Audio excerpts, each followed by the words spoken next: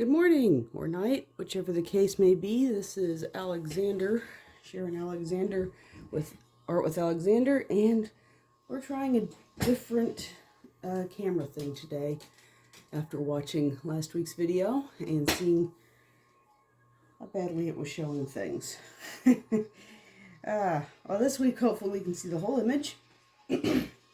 I've got some lights on overhead. Hopefully that will help with some of our shadows. It'll probably create a few more. I've got coffee and brush water. Let's not mix the two. Most of the colors I'm using are not toxic colors, so that will hopefully not be an issue, even if I do mix them. So, last time we put in the main coat for the tail and some of the shading. I still have this lower dorsal fin. I still have a few bubbles to do. I've still got some grass to fill in and background to do and probably more shading to do, so plenty more to do. Let's see how far we get this hour. This time around I've got some music going by a vlog company that's supposed to be copyright free. Let's hope it is. And to start off with, I want to work on that grass some more. So I'm going to get my trusty squirrel number 4. And I'm going to start off with Terra Verde.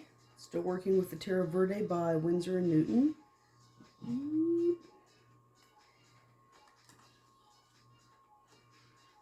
Which is really strange because most of my colors that I've been buying lately have been from Daniel & Smith. It has nothing to do with quality. There are basically 2 craft stores that I can buy from locally. There is a Walmart, but Walmart is not a quality establishment for art supplies here. Everything they carry is student grade or less. So I'm going to start with some of these that go into the background and start darkening and adding. This one's a little behind that one. Let's put a little more of that color on there and shadow that up some. But anyway, the 2 establishments that I am able to use that carry the Daniel Smith or the Winsor & Newton, and I say or because it is an or. One of them doesn't carry Daniel Smith and the other one doesn't carry Winsor & Newton. Neither one of them have a higher than basic level of colors available, which means that at this point I have a decent collection of my basics in most colors, either between the Winsor & Newton, the Daniel Smith, or the Arteza set that I bought. And I'm not sponsored by them, that just happens to be the first set I bought. And they're okay. I have seen nothing in the Arteza set to tell me that they're anything less than what they claim to be, which is professional colors. Stop it, Bun.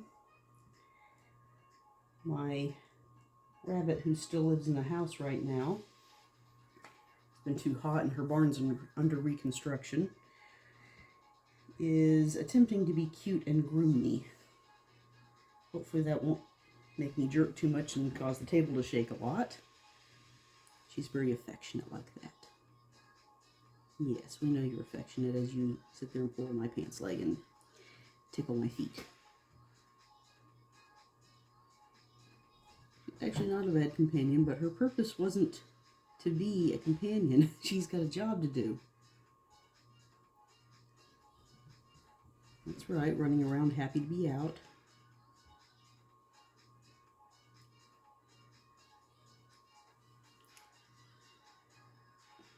But since I don't have a huge selection of colors, I'm always having to make a few of my own, which is how I ended up with this green, some of these purples, because other people who support what I do here, mostly through their unwanted supplies, have given me a number of supplies. Some of them are really good, and some of them are Walmart quality.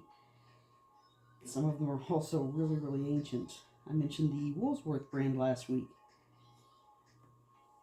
And the only real issue I have with Some of those is when they're not quite up to, say, Daniel Smith and Winsor & Newton and Sennelier and some of the other high price, high quality paints, is that they often crack. Which you think, okay, you're going to get it wet, it's going to turn into liquid again anyway, what's the big deal?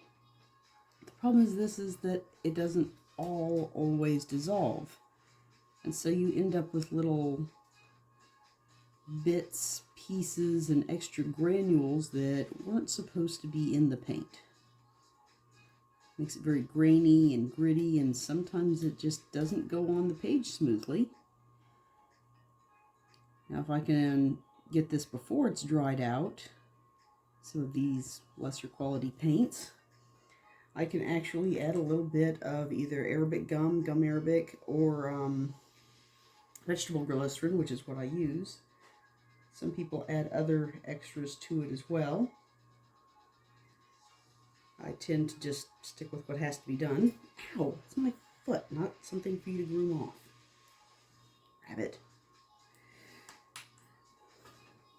Getting a little aggressive with her grooming. Either that or she thought that was my pants leg instead of my foot. Stop.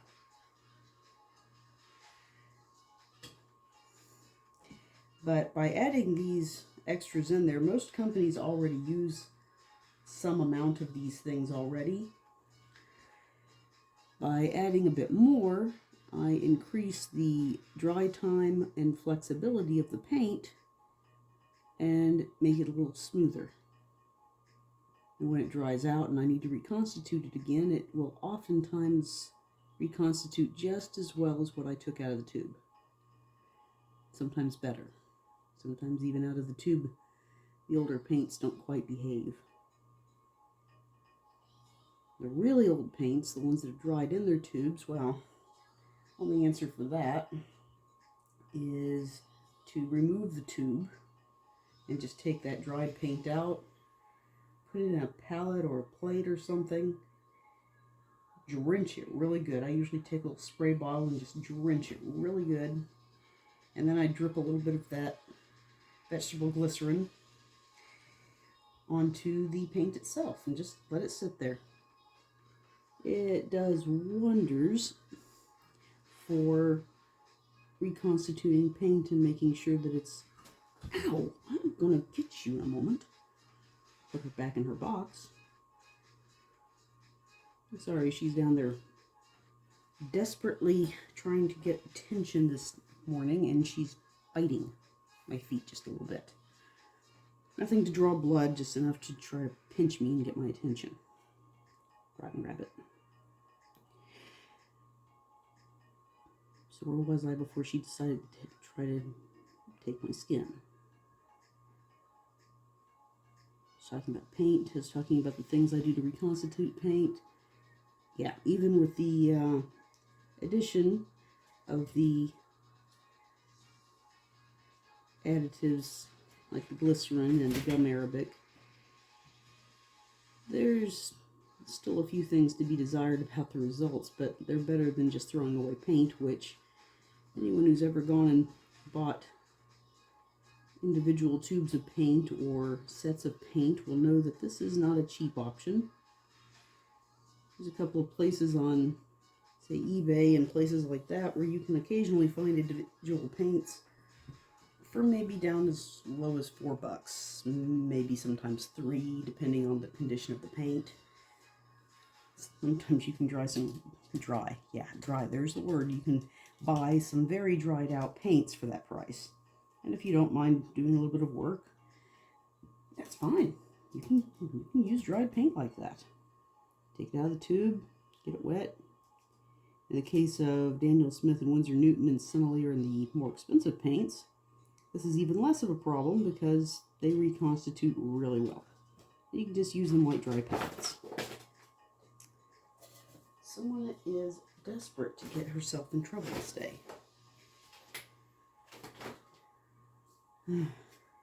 Distractions.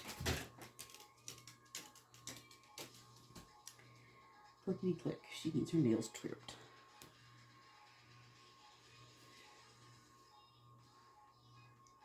But most of the time your paint, trying to pick it back where I left off, getting a lot of rabbit distraction today. Most of these paints start somewhere between $7 and $10, and some of the materials for some of these, like say Winsor and Newton's gooder, that's not a word, better brands, and say Daniel Smith's colors, like their genuine turquoise, Sleeping Beauty turquoise, beautiful color by the way. If I ever have $25 for a single tube of paint, it's on my wish list. Beautiful color. But there's a reason why these are more expensive, because of the things they're made out of. If you want a horror show and you think diamonds are expensive, look up Sleeping Beauty turquoise. It's only found in one place, out in Nevada. I believe it's Nevada. It's been a while since I've looked that up. And it is beautiful. It's like looking at a clear Bahamas bay. Absolutely beautiful stuff. It usually has no inclusions. That means little black bits and pieces of pyrite and stuff like that in it. Beautiful stuff. But because of its rarity and color, it is extremely expensive. I can't even imagine how they procured enough of it from the jewelry businesses to make paint with it. Painting with it probably should horrify me just thinking about it. But in the past, things like lapis lazuli, which is a little less rare these days, but for a better quality of it, that's pretty expensive too. And that's how paint started. It started off as minerals that people said, "Ooh, this is pretty. You know what, I'd like to paint with that." Before the world of chemically created paints. And don't get me wrong, Winsor Newton, Sennelier, Daniel Smith, all of those, even the, maybe more so, especially the cheaper brands who are knocking off some of these colors, do an incredible job of emulating the more expensive colors. Of course, if you ever get the real deal and hold it up to it, it doesn't hold water. Haha. That's right, I'm going to pull a pun today. Doesn't hold water for watercolor paint. Ooh, hiss. Crawl back in your dad box. Oh, sorry, you'll have to give the dad box to somebody else because I get to be the mom, so I guess maybe there's mom jokes. Do I get to do mom jokes? Is that a thing? Mom jokes? Dads have jokes, moms have jokes, maybe? We've still got a couple of pieces of grass. We need some more shade to some of these, so I'm going to put some more shading on some of these that have already dried. It's fairly warm in here today. Temperature affects how fast paint dries, or doesn't. So does relative humidity, which, since this is an air-conditioned area, isn't really a big deal. But it's fairly warm in here today, so my paints are drying pretty quickly. And I should be able to go back over some of these that I want to darken up pretty quick. But that's what watercolor's all about. Layers. Lots and lots of layers, lots and lots of patience. It's really sad to go to an event or go someplace where you're showing off your art. My least favorite thing to hear is, "Oh, that's nice. That's nice. Yeah, that's nice. I hope it's nice." Some of these pieces have taken dozens of hours and sat on my table for multiple months while I painstakingly added details, worked on shading, and applied decades of experience so that you can walk by the table and look at it and say, "Oh, that's nice." I've seen other people put out things that artists hate to hear, and I think probably that's my least favorite. Right after, "I could never do that." you could. You just spend a couple of decades with a pencil and a pen and a brush and do a lot of practice, and sure, you could do this. Maybe you don't have time though. Don't have time to learn how to do this, which is why I do this. I enjoy this. I don't mind spending the time to learn how to do this as well as I can, and I'm happy to sell you the results. Right now I'm currently working on a whole collections of paintings I've done over the last 2 or 3 years.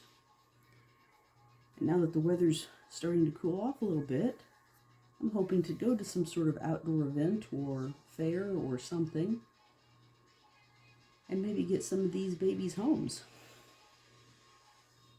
Or sell some prints. I'm good either way. Gotta support my painting habit somehow. Let's see, that's probably good enough for the grass at the moment.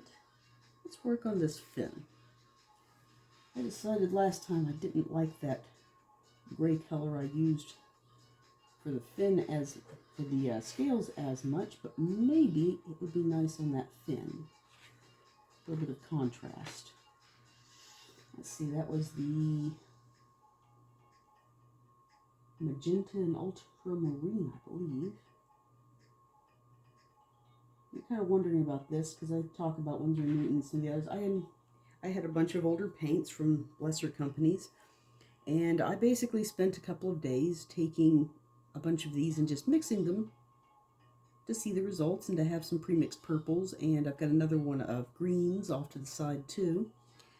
This was my result from the purples, and the one I'm wanting to use is this magenta ultramarine, which is, we'll recall last time when I used this on the tail, because of all of these blue-green scales I had in here, it became rather gray. I'm hoping it won't be as gray this time, because it's not got any of those scales to interact with. I'm going to very carefully get up into these detailed spots. Oh yeah, much more pink this time, which was what I was hoping for originally.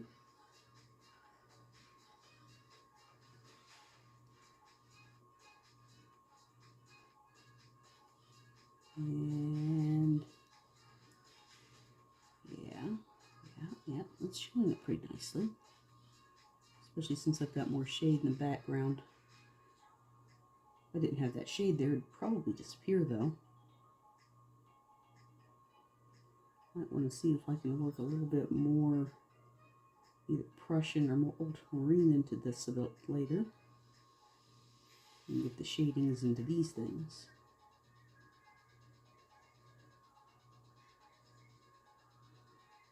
That part just kind of disappears, but that's okay. It's not out of line with the rest of the tail, but it is a little shadier because obviously this is a little bit hidden in the weeds. Oh, good. Miss Rabbit's decided she's going to go take a nap. Good. No more foot biting. Or maybe it's the Cold War, since the cat is now on the opposite end of the rug from the rabbit, and they're just kind of having their little, I'm pretending you don't sit here. You don't exist. No, I don't exist. That's not a rabbit on the other end of the room. That's not a cat on the other end of the room. Nope, I don't see nothing.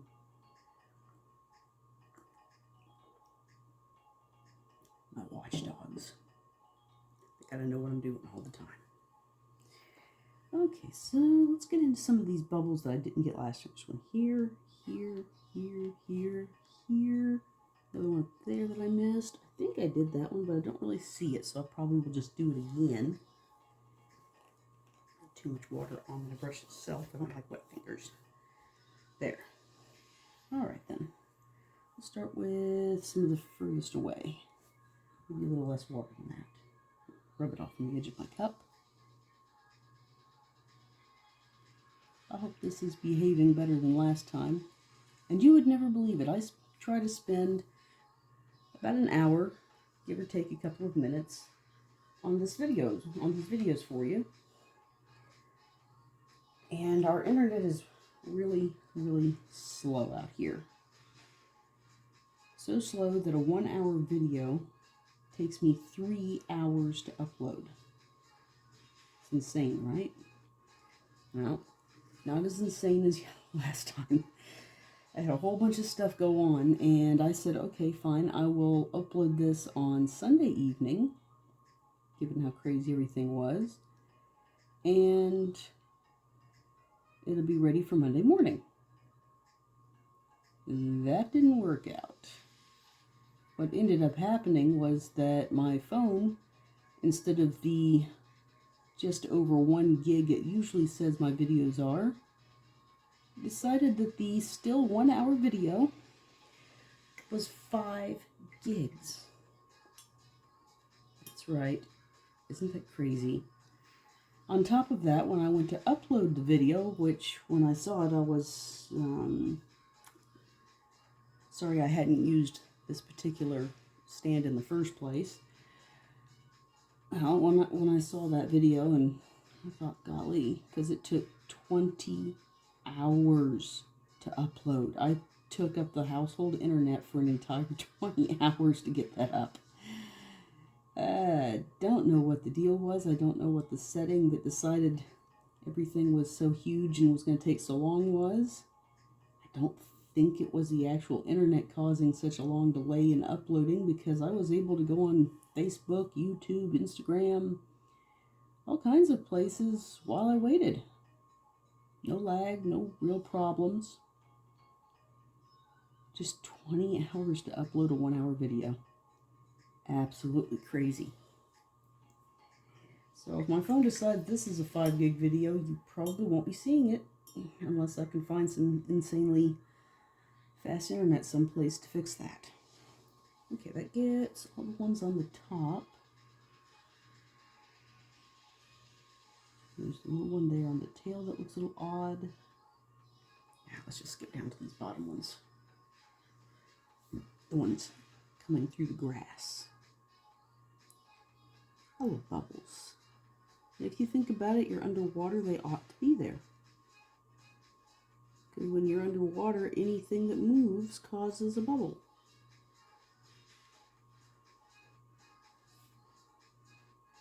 Which is always fun. Because even though fish breathe in air and get their oxygen from air, when they move quickly, they still create a bubble. And usually lots of them. I'm sure there's probably a reason for that, though I don't know what it is. Let's see, a little bit of verde on this side and my odd green mixture from the other. So let's start with the odd green, the yellowy green I created, kind of a light olive color. And get some of that terra verde to meet it on the other side.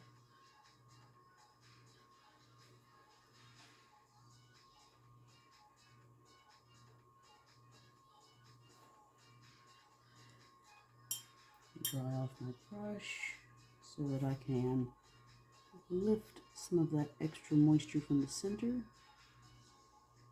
and possibly mix some of these colors while I'm at it.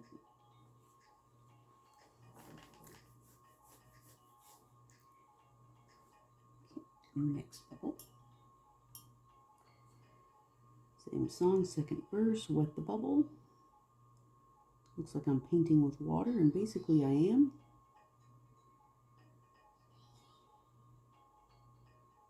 Don't want to get too juicy.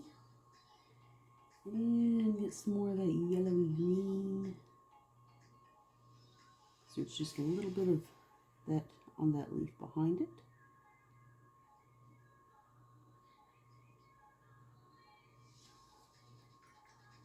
And clean that off. Back to terra verde.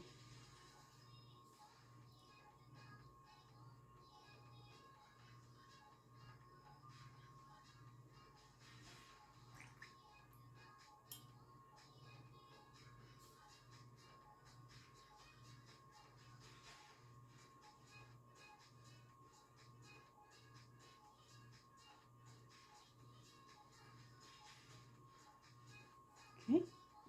And notice I've got a little bit darker on the side where the leaf is and less so on the other side because this is further away. That affects just how much of it you would see. There's another little bubble hiding in the grass down there.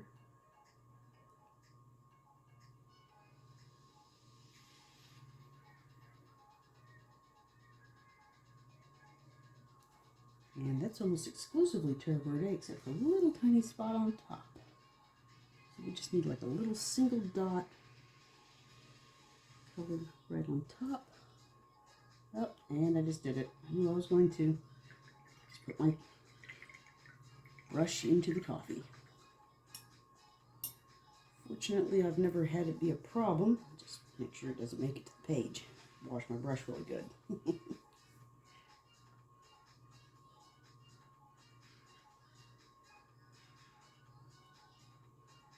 I've heard people talk about putting their brush in the coffee more than once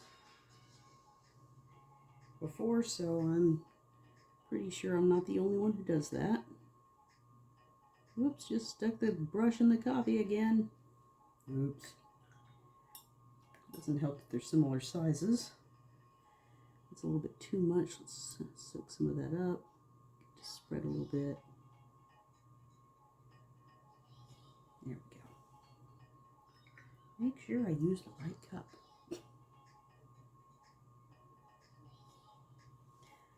Okay, one more bubble over here.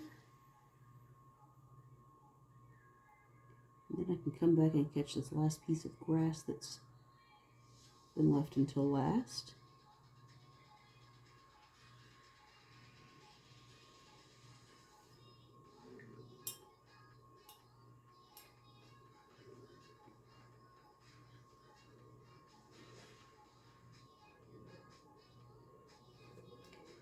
Okay, it's still juicy, but it'll work. It's between grasses. There is a small spot on the top where I'll probably catch a little bit of that green. Green in there. Oh, sounds like the airplanes are going over.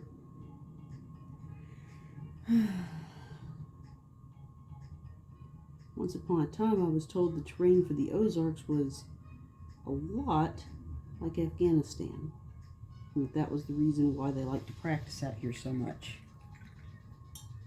I'm not aware of them still being in Afghanistan, at least not in any major capacity. I guess they could still be training for that, though.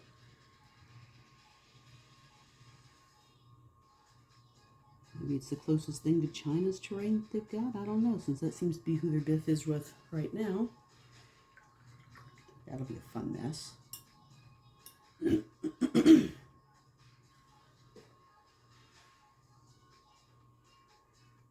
Supposedly, we're no longer the expanding frontier unless we look in the mirror. But they seem to pick enough fights anyway. Okay. Back to the wonderful world of paint, which doesn't care about politics.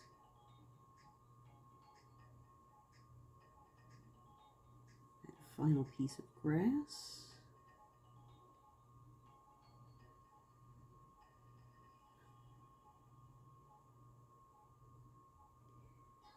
And now I can start thinking about putting some of that background in. Now if we look at a picture of under the water, which I don't have in front of me, we would notice that water is darker the further you go down. Which makes lots of sense because you've got grass, you've got dirt, you've got seaweed, you've got particulate matters of all sorts floating around the water, obscuring light the further down it goes. So, we want to start with a darker color. I've got some Payne's Gray and Violet down here. That might be a nice one. It's a fairly dark color. It's mostly blue. Yeah, it's mostly blue. It looks pretty purpley, but I can always add more blue to it if I decide I don't like how much purple it's got in it. It looks pretty blue on my swatch. Start down some inconspicuous point. Maybe this bottom corner. Oh, that is very blue. That looks almost or that is very purple. It looks almost Concord. We'll put a single layer down there, and then we can add some more blue to it. Maybe we'll add some ultramarine to the color when we go past it.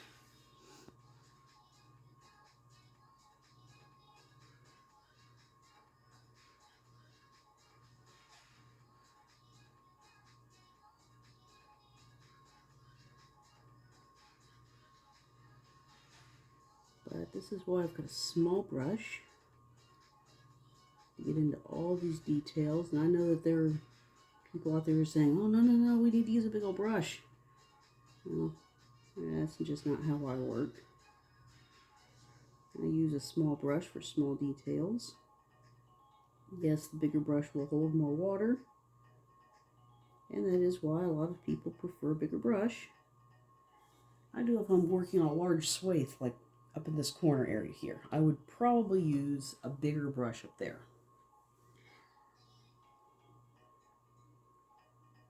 But that's not what I'm going to use down here with all these seagrasses and such. Now I'm going to take this color I've got down here and I'm going to start washing it upwards. Because I want this to be as smooth as possible. I don't want it to just suddenly stop. I want it to blend into the next color as seamlessly as possible.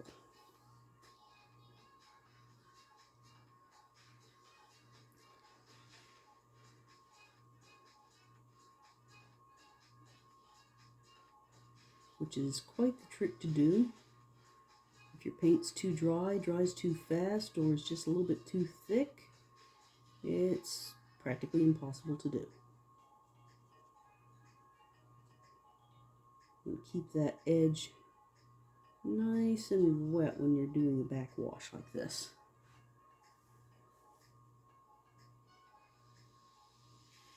Because anywhere that wet comes in contact with dry, it's going to create a hard edge. It's not something you want. Well, unless you do. I'm sure that there are some times in some places where you actually want that. But that's not what I want for this graduated color of wash here. I would like them to roll into each other as smoothly as possible. Maybe blend a little bit. Maybe that Concord color's not so bad. It'll probably get better when I start blending other colors with it and on top of it and so on and so forth. I just hope it gives me an even enough spread to make it believably the same color all over. Because I don't want somebody to sit there staring at where the two colors meet. I want them to look past that background color. I want that background color to highlight what's in front of it. To make what's there pop a little bit more.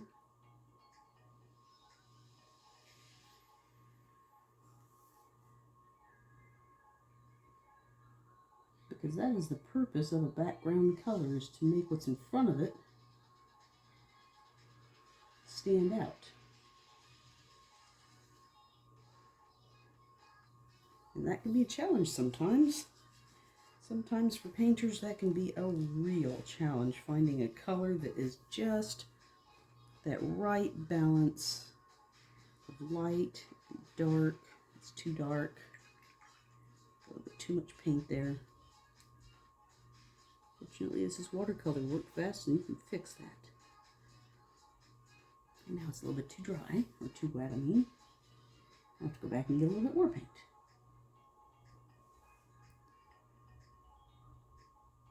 There we go, because I need it to be just as dark as its neighbors.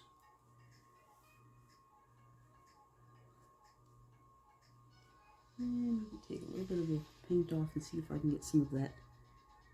Oh yeah, get some of that purple up here and blend it into the upper reaches of this painting.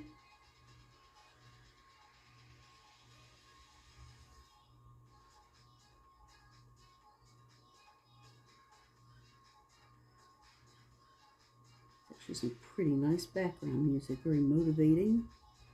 I hope that YouTube doesn't find anything I didn't catch, and that it really is copy-free, unlike the first two I tried for my first two videos.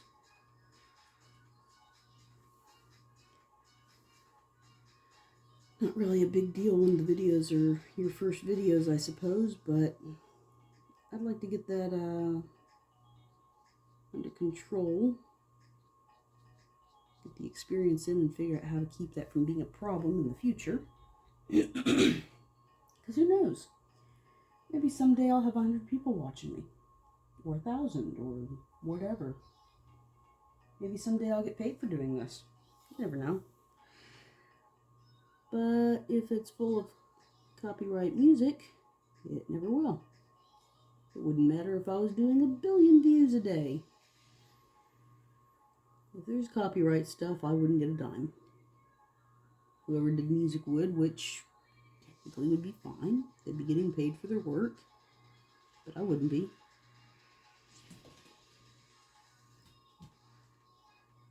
That should be kind of sad.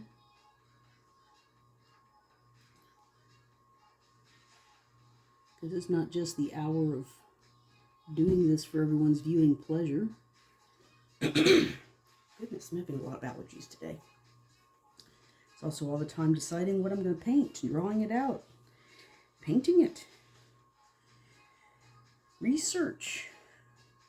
In the case of this particular thing, it wasn't so much research, it was mostly out of my head, although I did research seagrass a little bit and this bladder kelp in the background, because I wanted to make it as realistic looking as possible without looking like I took a photograph. Because it's really cool for people who can make things look like photographs. That's definitely a lot of work and research and time dedicated to being able to do so.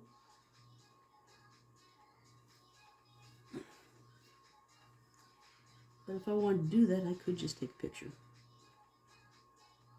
Maybe use a little Photoshop and clear it up some so that the details are nice and clear.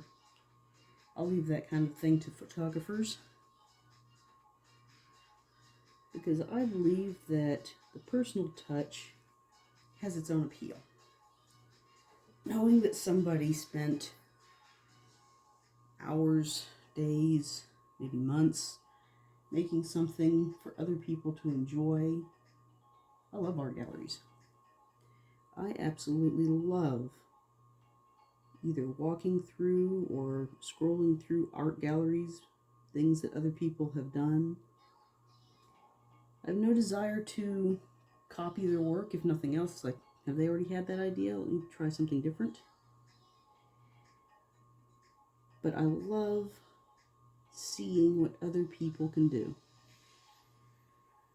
Absolutely love it. When I go through my Instagram, it's mostly filled with fellow artists who I just like to see what they did this week. What'd you guys do today? Here's what I did. Here's what I worked on today. What'd you guys do? And I would love to hear in the comments. If you're also an artist, what do you guys do? I know that one of my friends does acrylics.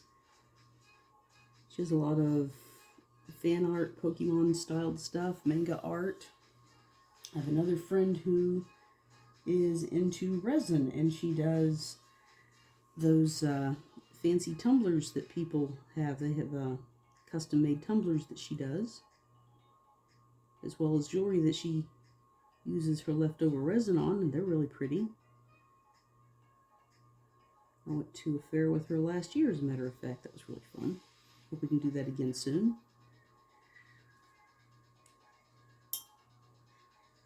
I know another man who does line wash. He's technically an architect. What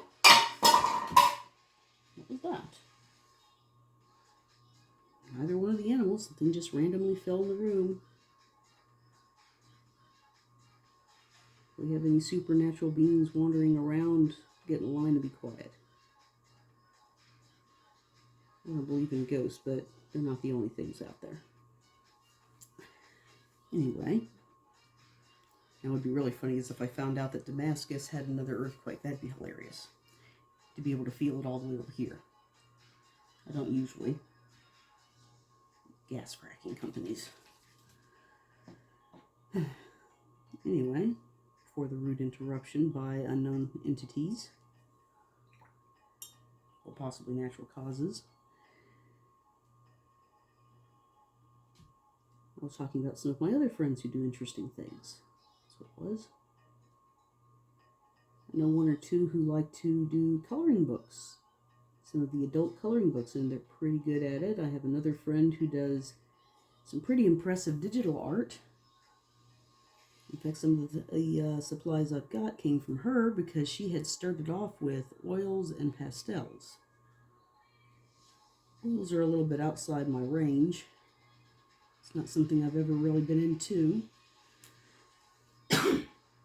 Goodness, I better drink some of that coffee. But she does some incredible work with those, and she does basically the same thing with her digital work.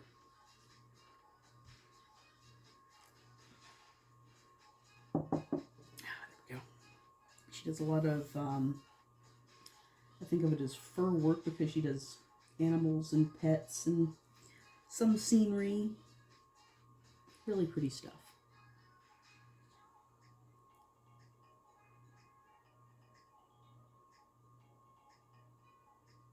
I've known more than a few, including myself, who have at some point or other made jewelry. That was never a successful business for me, so I dropped it pretty early. Although I will occasionally make a little piece for myself or my daughter now. It's sort of her reward. If we go someplace and she's been a good girl, we'll stop off at one of those hobby supply shops. One of the two. And I'll allow her to pick something out for herself. Then we'll go home and put it together. Usually it's nothing more than a simple stretch bracelet because she's still a little girl. But it's really cute. Mommy, can I have this one? I want this one, Mommy. Can I have a bracelet out of this one? Golden rule, you get one. Unless it's been extraordinarily a good day. And then I may allow you to pick out two pieces to put together.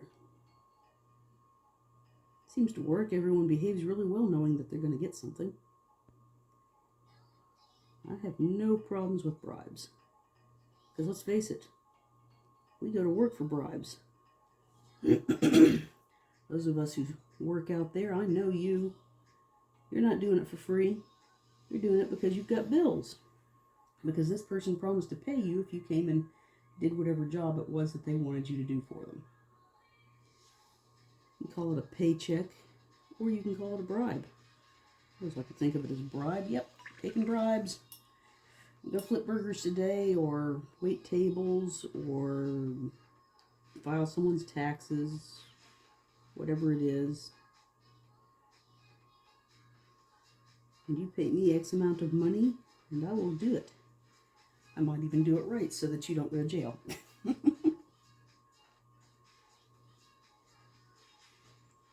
Which is funny because if you pay somebody to do your taxes and it's not been done right, you paid them to do the taxes, so they should be the one going to jail, right? Maybe it does work that way and I just don't know it. I've never had that problem. But you know, they love to expound on things and like that in movies, and of course movies are not always the most reliable source of real-world facts. There's nothing funnier than watching a doctor break down somebody else's supposedly medical movie that they supposedly did research on so that it would be halfway realistic, and just watching them tear it apart and trying not to laugh the whole time.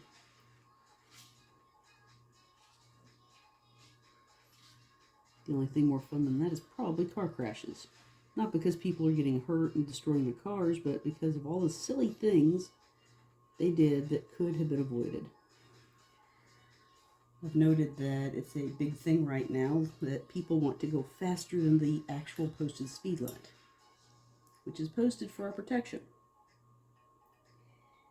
People don't like it. It's not fast enough for them. They're all in a big hurry to be nowhere, basically, since they're usually in a hurry to get stuck behind the next stoplight.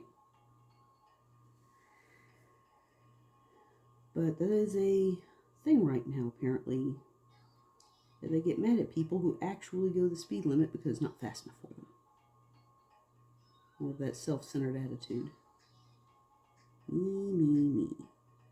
Me too.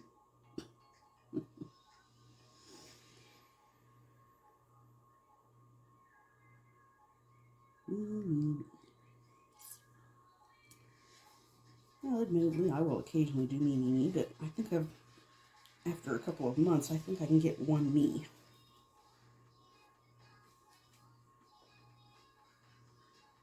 Last time I had a me, I went out and bought some nice new sheets of paper that I will use eventually.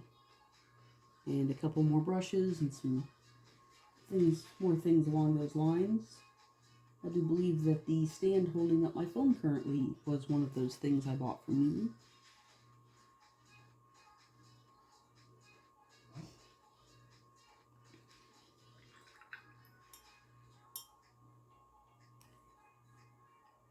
And I'll have to say, I actually like this. I went through a lot of trouble to find a stand for the phone that I could attach to a windowsill or a tabletop, and basically it's just got a vise bottom.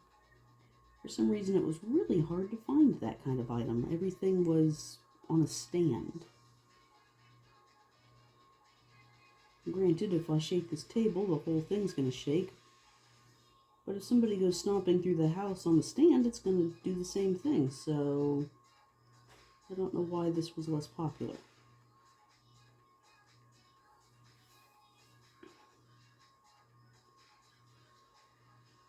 And so far, it seems to have worked really well. I had to move it from the windowsill to the table because my table's not big enough for a 16 by 20, let alone this bigger piece I've got it strapped to so that I can work with it without having to strap it to the table itself. That would be kind of annoying, having to work on a piece that's literally strapped to the table.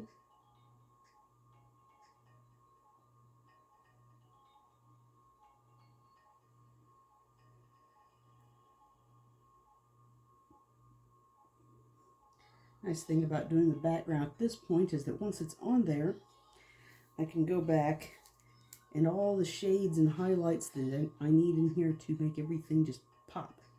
Should be a lot easier to figure out. Also, any mistakes I might have that need to be covered up a little bit more will probably show up pretty well. Places where there should be paint and there isn't. Places where there isn't paint and there should be. Those kind of fun things.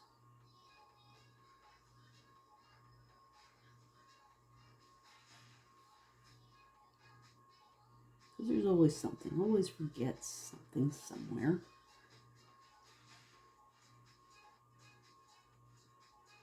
Usually it's my coffee cup.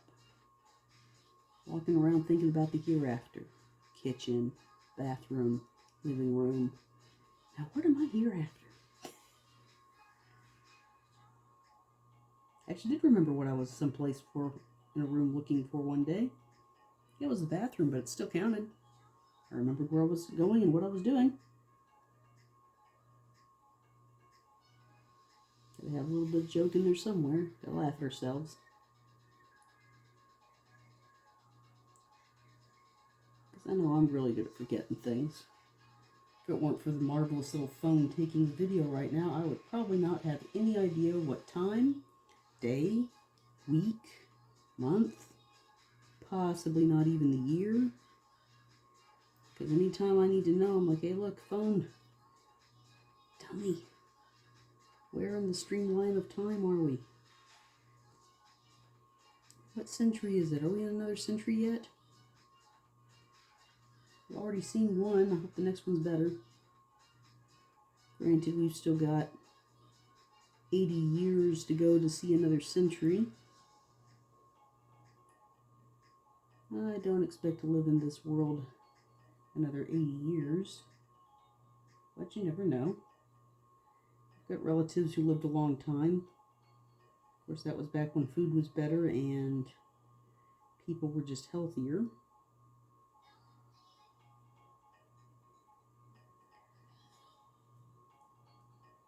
Unfortunately, the world we're living in now is not engineered for healthy. Even people who think they're living healthy a lot of times will find out that they were mistaken. Take diet sodas, for instance, or pretty much anything they stick the word diet on anymore. Diet means that they've done probably one of two things. Either there's less of it, or even worse, they've added alternatives. One of my worst ones to me is the one where they say it's diet, and the only thing they did was not put real sugar in it, but instead put something based on dextrose, sucrose, high fructose corn syrup, although that's usually not in diet stuff anymore. Saccharin.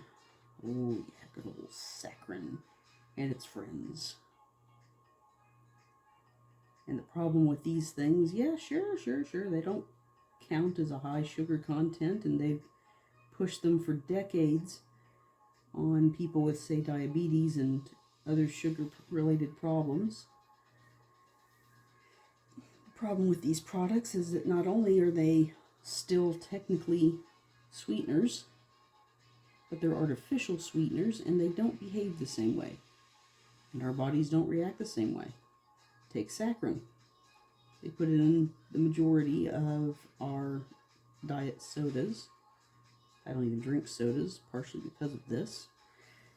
But the diet ones especially actually make you hungrier and thirstier, completely defeating the entire purpose, I always thought, of dieting. Because if you were craving more sugar because of your drink, it doesn't sound like a diet.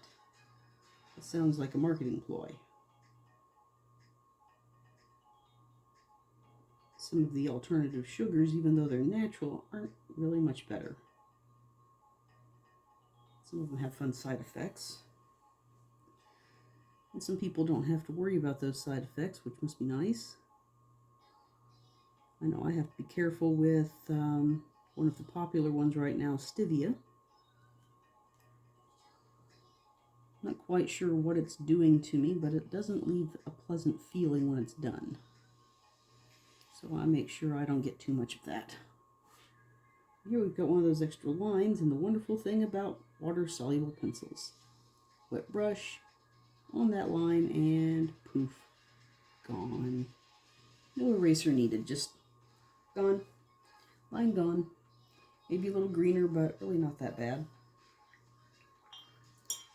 Now notice I've got a lot darker here than over there, which doesn't make a lot of sense when you consider that the tail is over here, so I'm going to have to get some more of that purple and put another layer over here in these lighter areas I've gotten.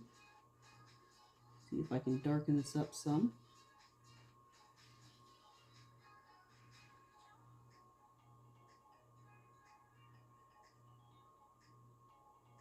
Actually, the more I look at this purpley color, the more I actually kind of like it. I may not need to add any bluer to it. At least not down here. Nice contrast for the Terra Verde.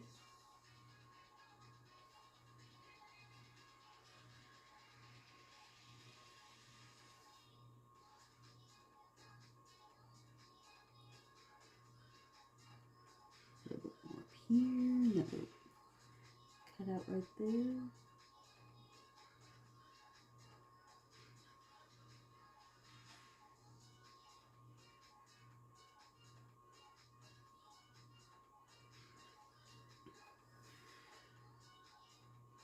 Much as I enjoy Miss Rabbit's company most of the time, when she's not chewing on my feet, I will still be looking forward to her going out.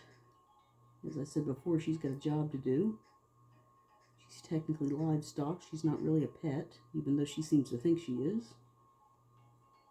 She will never be mistreated or anything like that. In fact, she'll probably think she's a pet most of her life, even while she's doing her job. Never had a rabbit yet who didn't like making babies.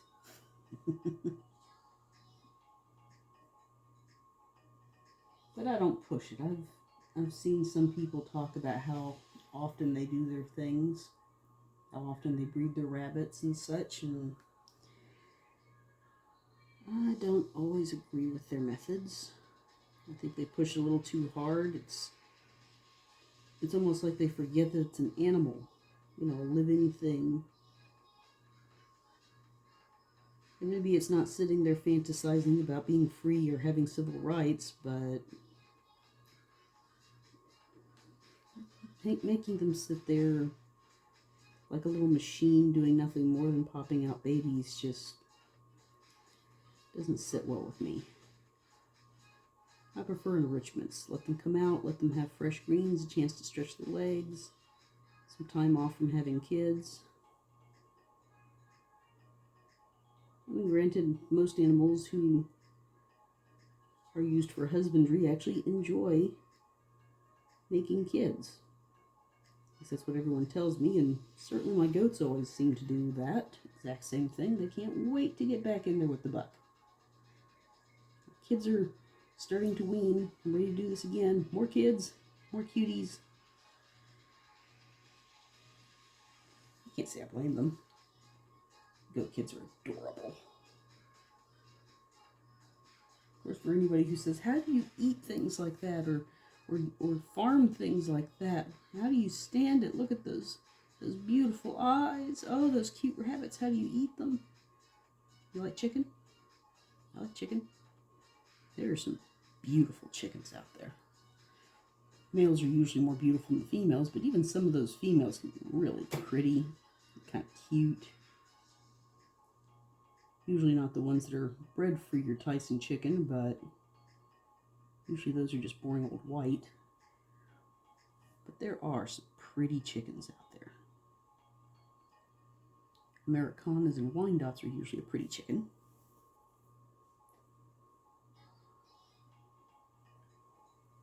Check our time real quick. Oh, almost out of time, so it looks like the only thing I'm going to get to do is darken this last little area down there. Gotta let it dry anyway before we move on to the next color. So, oops, got a little cat or rabbit on here. Let's get that off. There we go.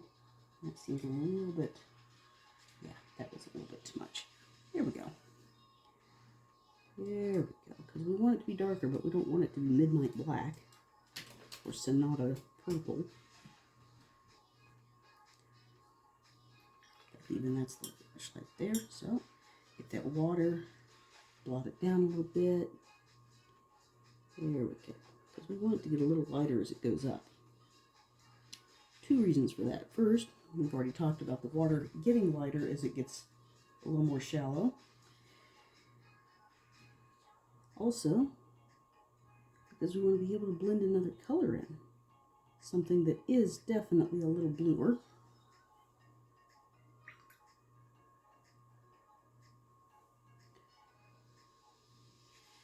Thinking something along the lines of either ultramarine or Prussian. Probably Prussian. Love Prussian. It's a deep staining color, but if you water it down enough, it really, really just pops. Maybe not on the same level as say, cerulean. Cerulean is definitely a color with some pop to it. But it is still an absolutely beautiful color. One of my favorite blues.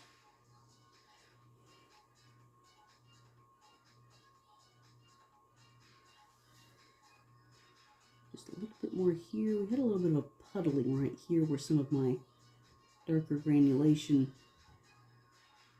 kind of ran in and puddled in one spot. Fortunately, a second layer gives me a chance to smooth that out a little bit. Okay. This picture is by no means done, but if I go any further, we're probably going to run over time. So, I hope everyone's enjoyed this hour. I hope this turns out a lot better than the last one did, where you got to see half of what I was working on for less than half the time. And next time we come back, we'll continue the background and add some shades. But that's it for now. If you've enjoyed this video, please like, subscribe, share it with your friends, and we will see you in the next video. Bye!